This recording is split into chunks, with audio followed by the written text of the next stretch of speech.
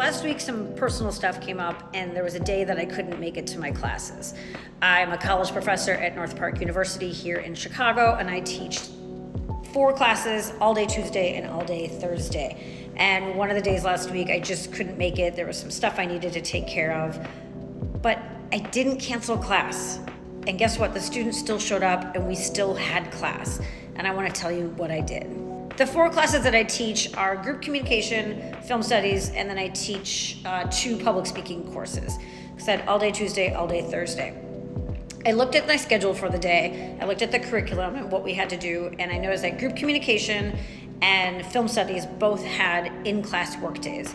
When I organize the curriculum, when I design, like when they work in group projects, I always make sure that I create in-class work days where students still come, it's still attendance, and they still have to show up, but it gives them a chance where I don't have anything planned, but they end up working in their group. So group comm and film studies had in-class work days. And public speaking, they were in the middle of their speeches. They had their very first speech. It's a 60 to 90 second personal introduction. We do half the class on a Tuesday, half the class on a Thursday. And one of the days, I couldn't make it. I couldn't make it there on a Thursday. And we still had class, even though I wasn't there. And I want to tell you how amazing these students are. I want to tell you that how I organized to keep class in session for all 4 of these classes.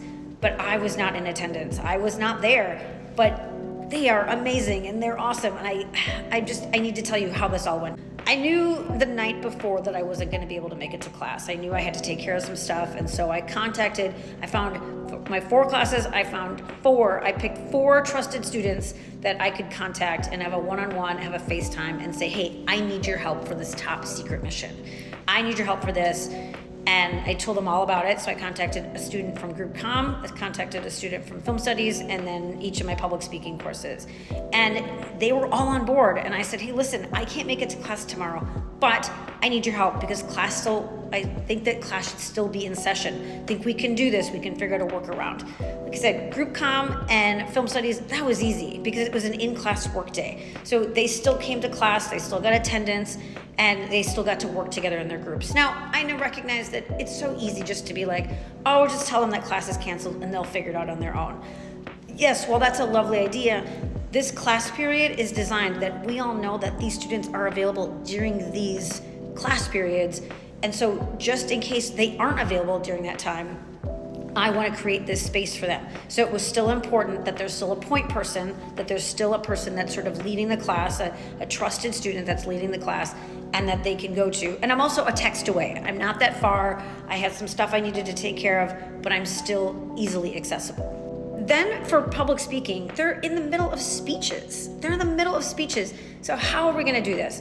So what I did was we still had to do half these speeches. Now, because they had been in class on Tuesday, they already knew the structure. They already knew how this is going to work out. The way that we do things on speech day is that everybody gives their speech, and then after they give their speech, we give feedback, and then I ask the student, hey, how do you feel you did? And then I give my feedback. And it's very, very collaborative, it's very conversational, and so they already understood the structure of how the class would work. So how did we do this on Thursday? I asked the student that I contacted that I FaceTimed with the night before, and I said, hey, can you be the leader? Can you help run this show? And then, so that way they could all give each other feedback, they could all work together, they could all hear each other, we could stay on schedule, and also they all recorded everyone's videos so that way I can still see what they're doing, I can still see what their speech is, and then I can grade it. And this was the workaround. And when you go into something like this, sometimes you have no idea. Are they gonna come in and be like, hey, there's no professor here, peace out, Girl Scout? Are they just gonna be like, I'm not having it? Or are they gonna come together? Are they gonna work together and take care of each other? So of course that's a concern. And guess what? They rocked it. They rocked it, and they all came together. And that was at the end of week 3.